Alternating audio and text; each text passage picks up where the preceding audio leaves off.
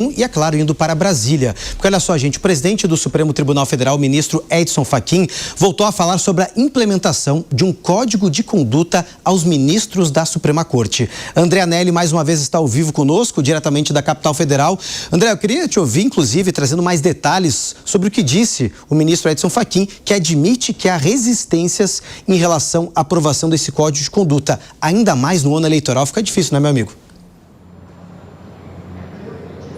Exatamente, né, Cássius? Essa é uma das argumentações daqueles contrários no Supremo Tribunal Federal a um código de conduta para justamente acabar balizando tudo aquilo que é feito pelos ministros do Supremo Tribunal Federal. Edson Fachin, a gente relembra, ele vem se destacando ao longo dos últimos dias, defendendo a implementação desse código de conduta, mas diz que, primeiro, a possibilidade de ele ser implementado em um ano eleitoral tem sido usado, então, como um argumento por aqueles contrários a essa medida, e outro argumento é a existência da LOMAN, a Lei Orgânica da Magistratura Nacional, que já acaba balizando também toda aquela ação e a conduta dos ministros do Supremo Tribunal Federal, além de outros magistrados. Então, o ministro Edson Fachin defendeu que existem resistências, principalmente com o uso desses argumentos dentro do próprio Supremo Tribunal Federal, mas o ministro afirmou que se não houver um tipo de limitação, um tipo de criação de código de conduta por parte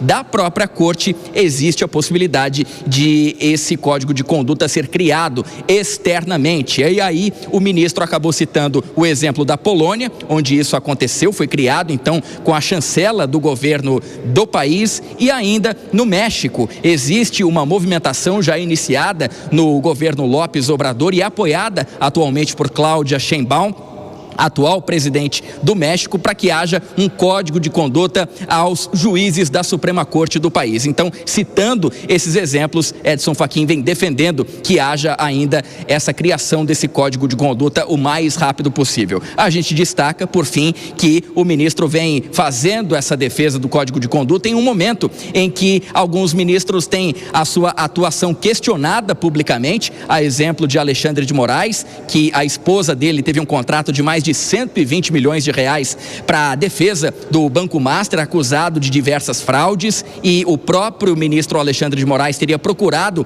o Banco Central para supostamente interceder em favor então do banco. E ainda a questão do Dias Toffoli, que já teria viajado em um jatinho particular ligado a um advogado de defesa do Banco Master para um jogo de futebol, para acompanhar a Taça Libertadores da América, um jogo específico no Peru. Então, todas essas questões acabam sendo levadas em consideração e fazendo com que ganhe força, ainda que, devido às resistências no Supremo Tribunal Federal, esse tema não avance, mas esse tema agora voltou a ser defendido pelo ministro Edson Fachin numa entrevista ao jornal O Estado de São Paulo, o Estadão, e ele ainda acabou se manifestando nesse mesmo sentido publicamente, conforme a gente confere agora. Nem sempre, como sabemos, o autoritarismo se apresenta com a face ruidosa da ruptura aberta. Há uma modalidade insidiosa, silenciosa, graduada, que corrói as instituições por dentro. É a erosão democrática. São tempos em que a estrutura de freios e contrapesos é tensionada até quase a exaustão. Tempos em que a liberdade de imprensa é hostilizada. Tempo em que magistrados e magistradas são perseguidos por seu ofício.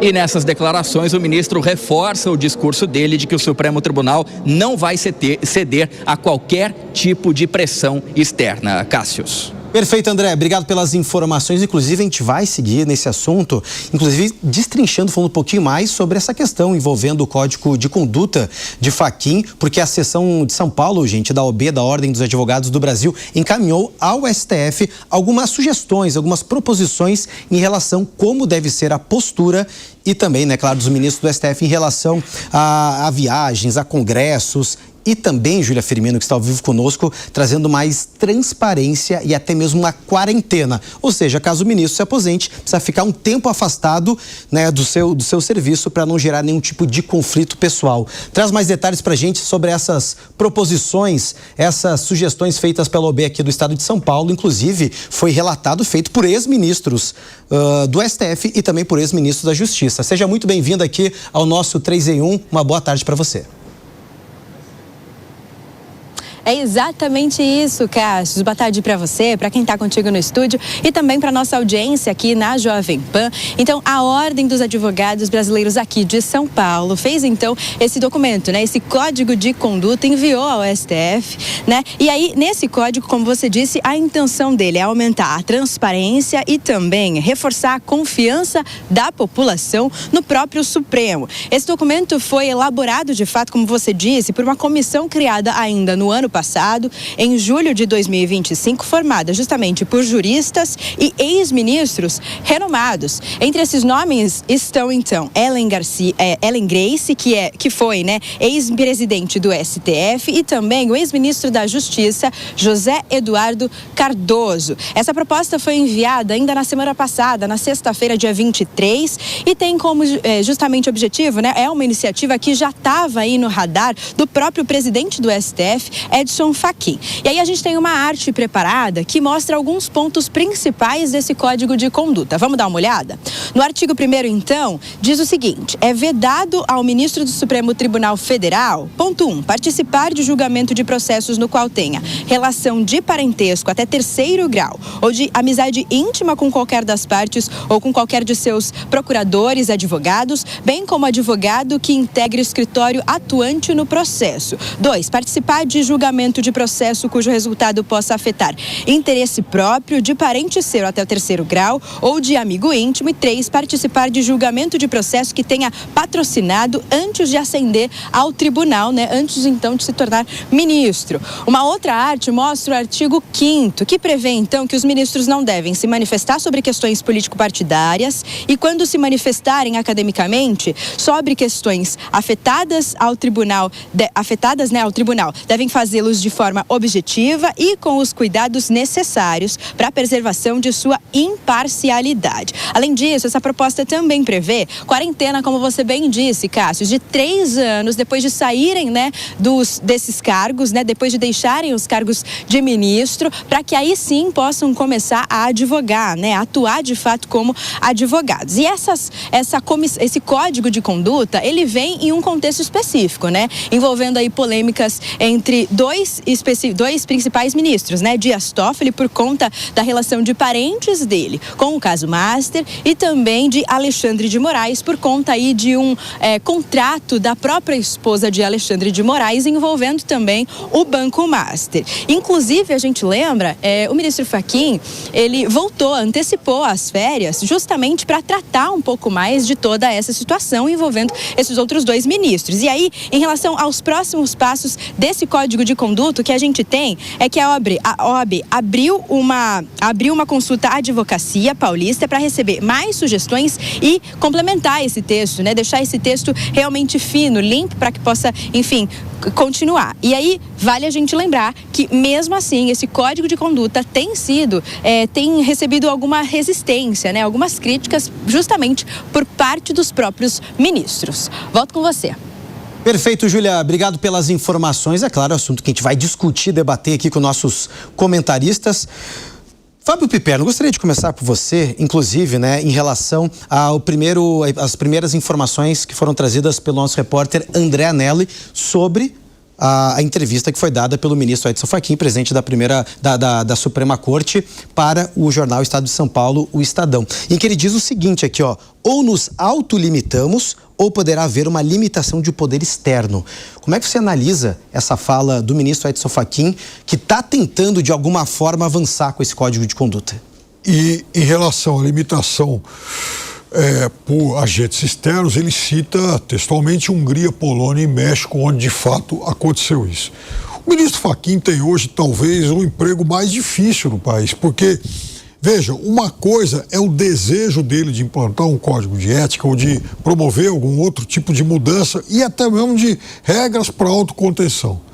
A outra é o desejo dos demais ministros, dos seus companheiros aí de STF, em aceitar esse tipo de coisa. E nessa entrevista ele menciona isso, que algumas ideias, algumas propostas têm adesão de uns, oposição de outros. Há um terceiro grupo aí que gostaria de algumas modificações ou discutir um pouco mais. Ele também alude ao fato de que, por ser um ano eleitoral, talvez seja mais difícil para implantar esse tipo de mudança, mas o fato é que alguma coisa tem que acontecer. E quando o ministro faz esse tipo de manifestação e aponta com muita clareza que há, sim, uma divisão na Suprema Corte em relação a isso, a gente está falando de algo muito grave, porque, pelo menos sobre normas de conduta, não deveria haver esse tipo de cisão. Ora, me parece bastante claro, bastante nítido que um ministro do STF não deve aceitar participar de evento patrocinado e nem pegar carona com o executivo de empresa investigada. Isso é algo, veja, não só escandaloso, mas muito surreal, considerando aí a função dele. Acaba abrindo um precedente mesmo.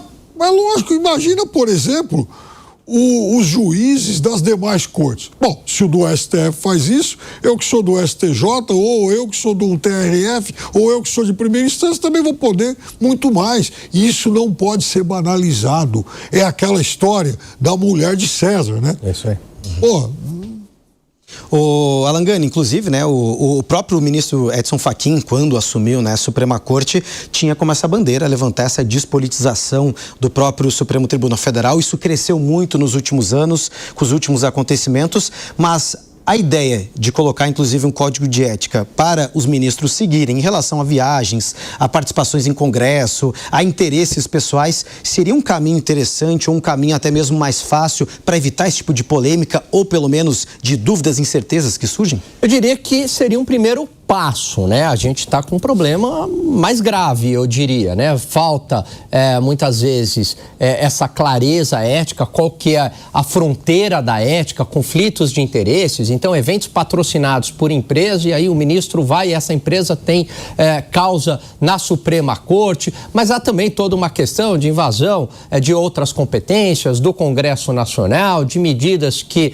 passam por cima ali da Constituição, como censura prévia, etc. Mas seria, claro, um bom primeiro passo. Agora, é bastante interessante essa entrevista do ministro Fachin, porque ele diz o seguinte, né? Não é a opinião dele, aí ele fala assim, olha, tem outros ministros que não gostariam, até concordo com o código de ética e tal, de conduta, mas não num momento eleitoral. Ora, isso para mim é uma confissão, né? Certo, Lucas? É uma confissão de que a Suprema Corte se politizou. Por quê? Porque, como assim não num momento eleitoral? A Suprema Corte não tem absolutamente nada a ver, ou não deveria ter nada a ver, com as eleições. Isso deveria, pelo contrário, por ser num momento eleitoral, vamos adotar um código de ética. Então, essa frase me marcou muito do ministro Fachin, né, que não é dele, não é a posição dele, pelo contrário, ele defende de imediato, mas de outros ministros que ele acabou não nominando. Ô Lucas, também eu gostaria de te ouvir também em relação, eu vi que você também concordou com o posicionamento do Alangani. Justamente, período eleitoral, em um momento em que o STF está tentando se blindar internamente e por muitas vezes sofre ataques externos, é o momento justamente de avançar com essa discussão? Com certeza, e naturalmente que haveria muita resistência para esse código de conduta e naturalmente que sobretudo no eleitoral, porque é o que o Gani matou a pau aqui, esse é exatamente o interesse deles, né? Veja, o STF não começou a tomar decisões escandalosas agora, esse ano. Na verdade, ao longo dos últimos anos, o STF vem acumulando mais e mais poder, e acumular poder é muito gostoso. Abrir mão do poder já é um pouco mais complicado. Agora, nesses últimos anos, qual foi o pretexto do STF para acumular poder? poder. Foi, supostamente, uma tentativa de golpe de Estado e resguardar a democracia. Então, por um bom tempo, essa justificativa do STF, até certo nível, deu certo, né? Eles conseguiram justificar os atos deles, né? Todos aqueles absurdos que a gente viu, prisões meio esquisitas, né? Um ministro instaurar um inquérito e figurar nesse inquérito como vítima, como procurador, como advogado, como juiz, como executor, como tudo, né? Mas por quê? Porque eles estavam fazendo isso era para salvar a democracia. Bom, o pessoal do 8 de janeiro foi preso, o Jair Bolsonaro está preso, os articuladores desse golpe que o STF acusa estão presos. Qual é a justificativa agora? Por que ministros como o Dias Toffoli, por exemplo, continuam tomando decisões tão esquisitas e concentrando poder? Dessa vez não dá mais para falar que é pela defesa da democracia. Dessa vez, a suspeita que se levanta é que seria única e exclusivamente por benefício próprio. Então, e aí, só para concluir, para arrematar, me surpreende que ao longo de todo esse período que eu citei aqui para vocês, a OAB nunca falou nada. A OAB nunca reclamou, nunca achou esquisito. Agora eles estão achando, porque agora o STF está num período de fragilidade. O que a OAB está tentando fazer aqui, lamentavelmente, é só preservar o STF. Né? Esse é o verdadeiro interesse deles. Ô Zé Maria, eu gostaria de ouvir também, né, sobre os bastidores em Brasília, sobre o que se fala em relação a esse código de conduta. Há, pelo menos, uma sinalização positiva de alguns ministros, mas também há uma ala, pelo menos, que mostra uma certa resistência tentando adiar ou empurrar com a barriga essa discussão para depois das eleições. O ministro Fachin, Cássius, dividiu o Supremo Tribunal Federal, né? Ele dividiu mesmo, alguns defendem, outros não. Ele fala lá, sobre o que ele fala, que é uma questão de sobrevivência e que é a imagem do Supremo. No Congresso Nacional, os deputados viram com bons olhos. Muitos pedem o autocontrole do Supremo e não defendem essa história de fazer impeachment de um ministro, de outro ministro. Até alguns entendem, nós vamos fazer um impeachment de um ministro. O presidente Lula vai lá e indica outro, ou seja, não é a solução. Eu conversei há muito tempo com o ex-presidente do Supremo, no momento ele era presidente, o Joaquim Barbosa. E eu dizia exatamente sobre esses superpoderes do Supremo. Ele me disse, olha, você não lê a Constituição? A Constituição nos dá esse poder. E é verdade. Tanto é que estão tomando decisões, os ministros e o próprio Supremo, e estão existindo porque a Constituição de 88 deu, sim, poderes extraordinários ao Supremo Tribunal Federal, que não vinham sendo tão explicitamente assim usados. Mas a Constituição dá. É por isso que alguns deputados pretendem mudar a Constituição para colocar de uma maneira mais equilibrada ali as funções dos poderes, né? O Frederic Bastiat, ele diz o seguinte, que toda vez que uma lei é aprovada, significa a falência de uma sociedade. Uma sociedade organizada, produtiva, funcional, moral, não precisa de tantas leis. Esses critérios resolveriam. É daí que nasce aquela ideia que eu já falei sobre a história da Constituição brasileira, segundo Miro Teixeira, teria dois artigos.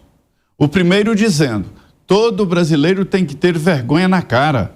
O artigo 2º, estão revogadas as disposições em contrário, ou seja, é daí que nasce. Não precisaria esse código de conduta se não houvesse exageros.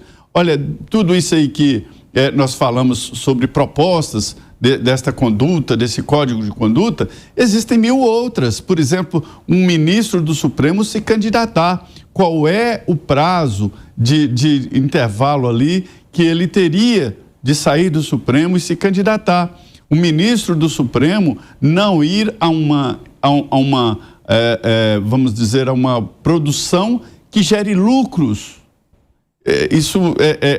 São várias propostas, além da OAB, institutos como o Instituto Fernando Henrique Cardoso também fez uma proposta, ex-ministros da Justiça, esses ministros do Supremo assinam uma proposta, porque está na cara, está escancarado, alguma coisa está fora do lugar.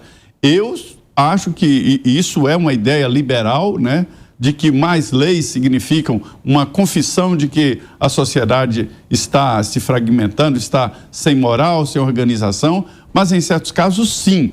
Por exemplo, eu acho que não precisaria uma lei para dizer que você não pode fumar no elevador, não pode fumar no avião, não pode fumar num quarto de criança. Mas precisou o Zé Serra chegar e dizer, olha, nós temos que aprovar uma lei para proibir fumar em locais fechados.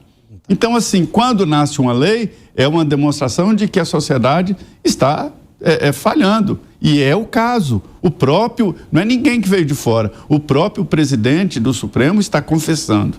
Nós estamos falhando, portanto, precisamos de uma lei.